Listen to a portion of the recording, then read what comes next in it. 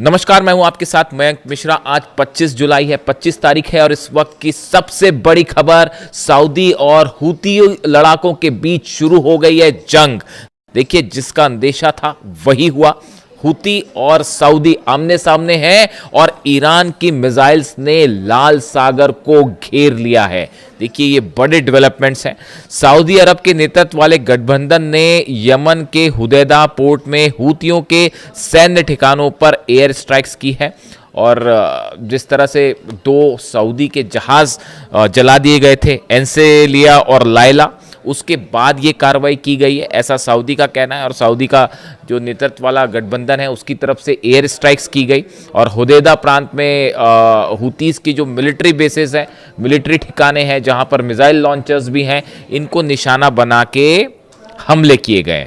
Saudi Arabia has launched strikes on Yemen's Houthi-held city of Hodeidah, the group's foreign ministry has said, in the largest escalation of the conflict amid the regional war between the United States and Iran। America और Iran की जंग के बीच हमने जो है वो Hudaydah में Houthi के ठिकानों पर हमला किया है, इस तरह की खबरें हैं सामने। इसके अलावा हूती के जो सबसे बड़ा एक गढ़ माना जाता है पश्चिमी तट पर, कामरान आइलैंड है, कामरान द्वीप है, इसके ऊपर भी एयर स्ट्राइक्स की गई हैं।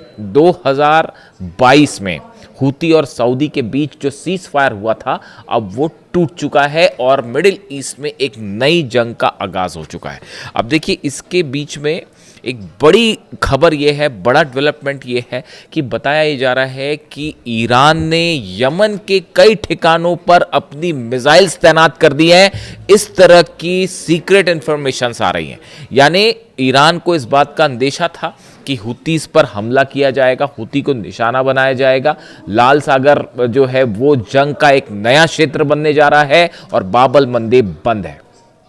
ऑफिशियली इसको कोई कुछ नहीं कह रहा, लेकिन फिलहाल जहाज पार नहीं हो पा रहे। चीन का भी एक जहाज पार हुआ तो वो हूती और ईरान की परमिशन के बाद पार हुआ है। उसके अलावा बाब-अल मंदेब भी बंद है। हॉर्मुज वाले हालात जो है यहां पर भी खड़े हो गए हैं। पुतिन ने पहले ही कहा था कि बाब-अल मंदेब अगर बंद कर दिया, उनके विदेश मंत्री ने, रूस के विदेश मंत्री लावरोव ने कहा था कि अगर बाब-अल मंदेब बंद हो गया तो पूरे इलाके में जो सप्लाई है गैस की और एलएनजी की और ऑयल की सब रुक जाएगी और वही हालात बन रहे हैं। और उसके बाद अब हूतीस की तरफ से चेतावनी आ गई है। हूती ने सऊदी को चेतावनी दे दी है कि आपने हम पर हमला करके अपने लिए जहन्नुम के जो है वो द्वार खोल दिए हैं, जहन्नुम के दरवाजे खोल दिए। यानी अब ये बात तय है कि हूतीस की तरफ से बड़ा बदला लिया जाएगा, बड़ी स्ट्राइक की जाएगी। यमन में इस समय प्रदर्शन चल रहे हैं, लाखों लोग सड़कों पर हैं और बड़ा बदला लेने की मांग कर रहे हैं। यानी सऊदी और हूती के बीच एक नया जो है वो चैप्टर अब यहाँ से खुलता दिखाई दे रहा है। इसके अलावा देखिए, बड़ी अहम खबर जो ये है कि पिछले 24 घंटे के अंदर करीब यानी बीती रात जो है वो अमेरिका की तरफ से ईरान पर कोई हमला नहीं हुआ। ये बड़ा डेवलपमेंट है और इसकी बड़ी वजह ये है, देखिए, डोनाल्ड ट्रंप की तरफ से एक बार फिर बयान आया है।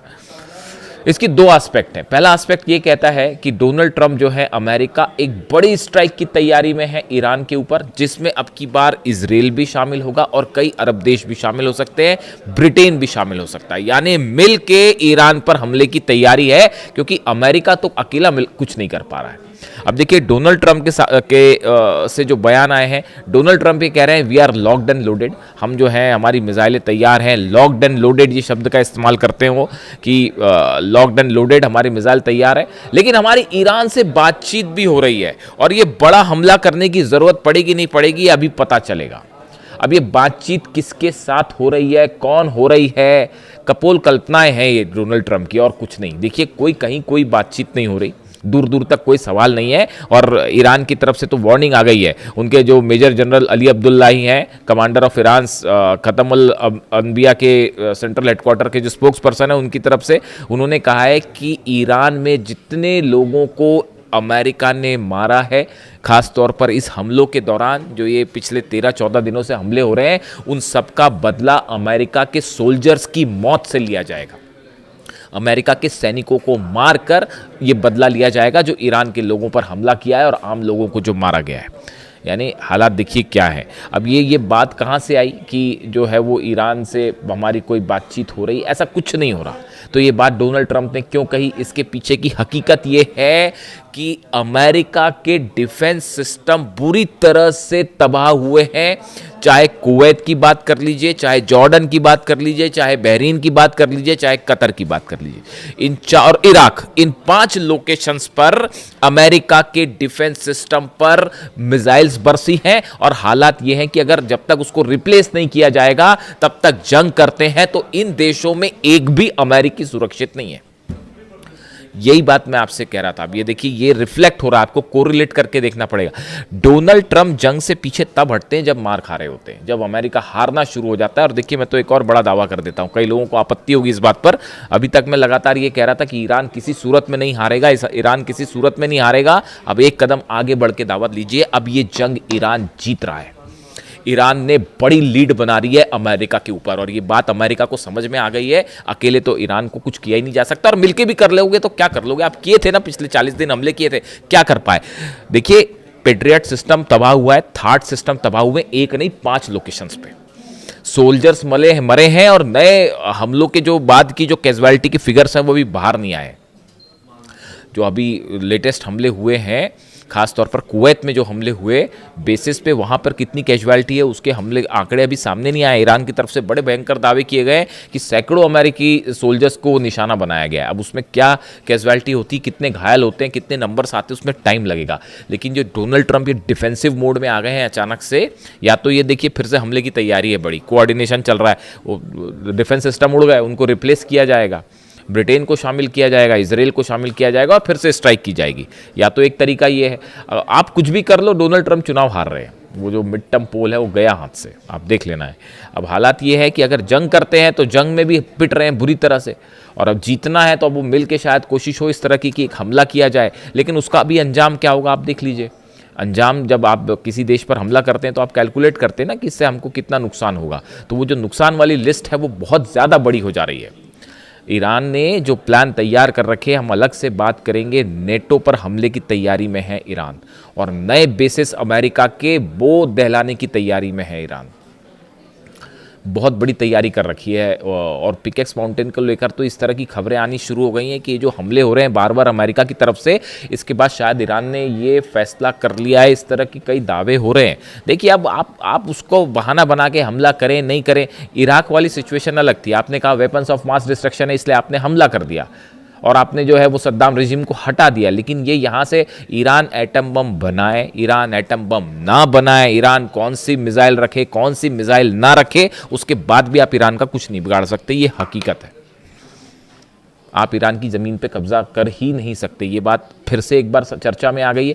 और हालात ये हैं कि मार्को रूबियो के बीच में, माफ़ कीजिएगा, ये जो ईरान जेडी वेंस के बीच में और पीट हेग्सेथ के बीच में, पूरी टीम 2 पार्ट में डिवाइड हो गई है डोनाल्ड ट्रंप की। एक कह रहे हैं कि भैया बातचीत से मामले को हल कर लो और वहाँ से वापस निकल आओ, और दूसरे जो हैं वो जंग वाला, जो एक लॉबी है जो जंग करना चाहती है वो जंग वाले मामले में। यानी डोनाल्ड ट्रंप की टीम ही 2 फाड़ हो चुकी है ईरान को लेकर। और ईरान का रुख बिल्कुल साफ़ है। अहमद वाहिदी साहब के हाथ में कमान है ईरान की, और उनका रुख बिल्कुल साफ़ है कि अब किसी भी चीज़ में 1 इंच भी समझौता नहीं होगा। यूरेनियम, वो सब बातें हवा हो गई। यूरेनियम देना वेना, इधर जाना उधर जाना, सब खत्म हो गई। डोनाल्ड ट्रंप खुद कह रहे हैं कि अगर बातचीत हो भी रही है, लेकिन अंजाम क्या होगा पता नहीं। अंजाम कुछ नहीं होगा जनाब। अब ईरान आपकी एक बात नहीं सुनेगा, और जितना आप जंग को लंबा खींचेंगे, आप जितना जंग को लंबा खींचा जाएगा, उतनी बड़ी जीत की तरफ ईरान बढ़ रहा है। हकीकत अब ये हो गई है। और इस सूरत में जो मुलाकात हुई है, देखिए इसमें ये एक और बड़ा डेवलपमेंट है कि ईरान के विदेश मंत्री अब्बास अराक्ची साहब की लावरोव से और वांग यी से, चीन के विदेश मंत्री से एसयू समिट में जो मुलाकात हुई है, इस मुलाकात में काफ़ी सारी चीज़ों पर डिस्कशंस हुए हैं। जिस तरह से रूस पर हमले किए जा रहे हैं यूक्रेन की तरफ से, वो अमेरिका करवा रहा है हमले, तो सब जानते ही हैं। वहाँ पे वो हमले हो रहे हैं। नतीजा ये है बाबल मंदेब बंद हो गया है। ये जो रूस के, देखिए इनसाइड स्टोरी समझिए आप, हो ये रहा था कि रूस की ऑयल रिफाइनरीज जल रही थी, रूस की ऑयल रिफाइनरीज जल रही थी, हमले हो रहे थे यूक्रेन के अमेरिका और यूरोप के हथियारों से हमले हो रहे थे, रूस की ऑयल रिफाइनरी पे हमले थे, रूस के तेल के कारोबार को रोकने की कोशिश चल रही थी। इधर बाबल मंदेब बंद हो गया और रूस ने धमकी दी थी, विदेश मंत्री ने जो कहा था कि बाबल मंदेब बंद कर देंगे, बाबल मंदेब भी बंद है और हॉर्मुज भी बंद है। इसीलिए कल डोनाल्ड ट्रंप कह रहे थे कि नहीं, हमें तो हॉर्मुज की कोई ज़रूरत नहीं है। इस तरह के बयान आ रहे थे। हकीकत यह है कि अगर ये सिचुएशन कंटिन्यू हो गई लंबे समय तक, उसके बाद क्या करोगे आप? तब तक तो इलेक्शन भी सामने है, नेतन्याहू भी हार रहे हैं इलेक्शन, इस तरह की खबरें भी आनी शुरू हो गई हैं और इस तरह के दावे शुरू हो गए हैं। इजराइल में जो इलेक्शन हो रहे हैं, नेतन्याहू भी हार रहे हैं चुनाव। तो ऐसे में अब हालात ये है कि सऊदी और हुतीज आमने सामने हैं और लाल सागर में जंग का नया चैप्टर खुल गया है। और उसके साथ जो एक बड़ा डेवलपमेंट ये है, वो जो जहाज़ उतरा था ईरान का, जो पहले सना में इंटरनेशनल एयरपोर्ट पर उतरने वाला था और फिर मिसाइल दाग दी गई और उसको उतरने से रोका गया, फिर वो हुदैदा में जाके उतरा प्लेन। उस प्लेन्स में क्या क्या चीज़ें थी और ईरान से क्या क्या मटेरियल, यमन सप्लाई भी हो चुका है साहब, और वो locked and loaded he position में है। यानी अगर हुतीज हमला करना शुरू कर दें फुल फ्लेजेड, तो आप लाल सागर से जो है वो तो पूरी तरह से उसको ब्लॉक कर देंगे। कैसे खोला जाएगा पता नहीं। और इस समय सऊदी कोई भी लंबी जंग करना ही नहीं चाहेगा।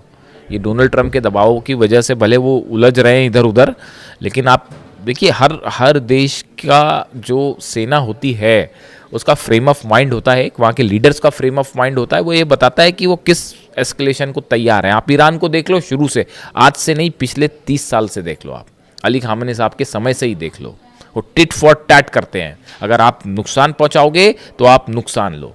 यही बात कही थी ना उन्होंने कुरान की आयतों का जिक्र करके। अली खामेनी साहब के आखिरी संदेशों में से एक संदेश यही था और इसी को गांठ बांध लिया है ईरान की सेना ने कि भाई इसी तरीके से हल हो सकता है कि जो आप पे जैसा हमला कर रहा है उसको वैसा ही जवाब दीजिए।